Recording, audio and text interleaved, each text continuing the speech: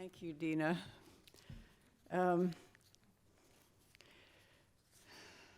I want to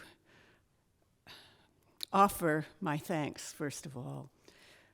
Deep gratitude to Kevin, Vicky, Spencer, and everyone at Talonbooks for publishing my work through all these years, and now for bringing out Shadowcatch, a first libretto for the press.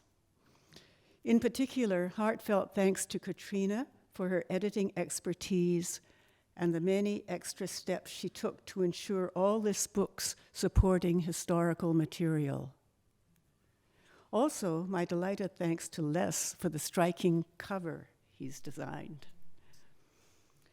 Shadowcatch is a Vancouver chamber opera inspired by one form of the lyrical tradition of Japanese Noh theater. Profound gratitude goes to its four composers, Dorothy Chang, Benton Roark, Jennifer Butler, and Farshid Samandari.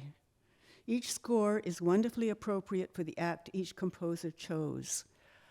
And you'll just see the first page of each score in the book. I want to especially mention Benton, who in 2010 initiated this project together with Colleen Lanke, director for the whole project and for its initial production at Pyatt Hall Theatre. My gratitude also goes to Nancy Hermiston of UBC Opera, who saw that first production and decided to remount Shadowcatch at UBC in March of last year in a more westernized version. Sadly, Colleen Lanke died earlier this year. I offer this brief reading in memory of her terrific energy, her talent, and her many years of dedication to bringing Noh theater to Vancouver audiences. And in fact, I saw one of her productions right here in this room many years ago. Not that many years ago. As this may well be my last book, I'm delighted to go out on a Noh-inspired work that delves into the history of this city's first park, Oppenheimer Park in the downtown Eastside. Each act features a spirit from a different part of its neighborhood history, a spirit who visits a runaway boy trying to sleep overnight in the park. Most people no longer remember Oppenheimer was once a thriving forest, or that in the last century, it was the heart of what was known as Nihonmachi, or Japantown. Powell Street Grounds, as it was then called, or by local citizens, Bauru Grandu, was a well-loved Asahi ball team's home ground.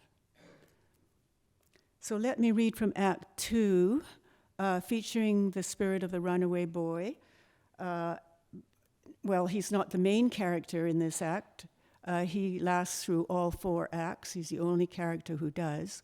But the main character in this particular act is an Asahi ball team member. In production, some of these lines that I'm going to say, and actually I'm going to start with a brief prose section. Some of the lines would be chanted by the G or the chorus, alternating with the shite or main actor. Here, the Asahi player. One line from what I'm about to read, well, a couple of lines are uttered by the runaway boy, the waki.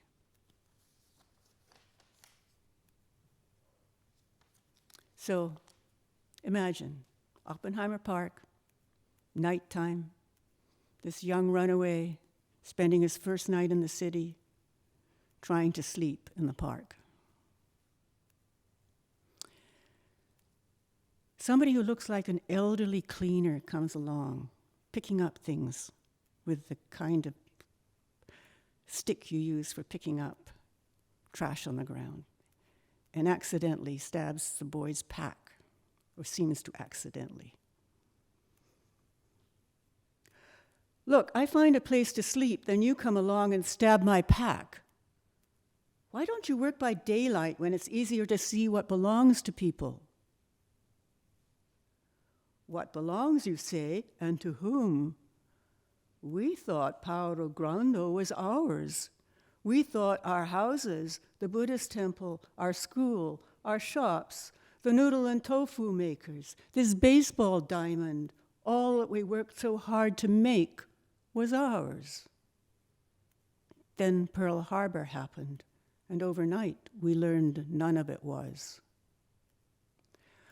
Wait a minute, Pearl Harbor was last century, World War II or something. You can't be that old. So now the cleaner starts to transform slowly into the ball player, young ball player. We are the young new ones on the team. We are salmon leaping for the cup. We are shooting stars in the last game played right here. Come on, you played ball here in this one-block park? You don't know much. I know what I've run from. That's never enough. Home ground for the Asahi. 1, 2, 3, most popular ball team in the city. Before the war broke up the team interned in scattered camps inland, some here, some there. We never stopped playing. We trained new young ones, but the news forgot us, wrote us off as if we were dead. That's too bad, but it happened long ago. Why are you telling me now? This field is where it happens over and over. Benches packed, bases loaded. Out in left field, cheering spectators part for Frank's brilliant catch. 5-footers all, we leap, we catch, and when we're up, we bunt Harry's suicide squeeze. We win again against long-legged, big-hitter teams. They don't run so fast. And our fans clap. Hakujin too, all recognize true, Yamato Damashi true, excelling for love of the game. Team caps, team uniforms, white shine, naphtha scrubbed by ardent sisters, new peer, cafe jokes, and rivalries for girls eager to dance to grace, Belcara picnics on a star player's arm, twilight closing in. We worked days for our dads when not in school. We hauled miso tubs, 100-pound sacks of rice, unloaded truckloads of cans before and after practice. We lived for the game.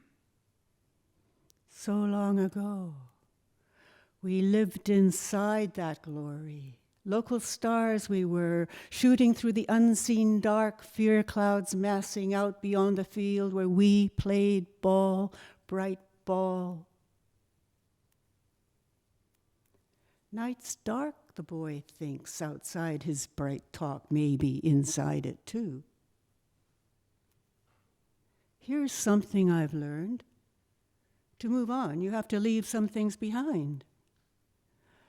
You're young. You don't know some things don't get left behind.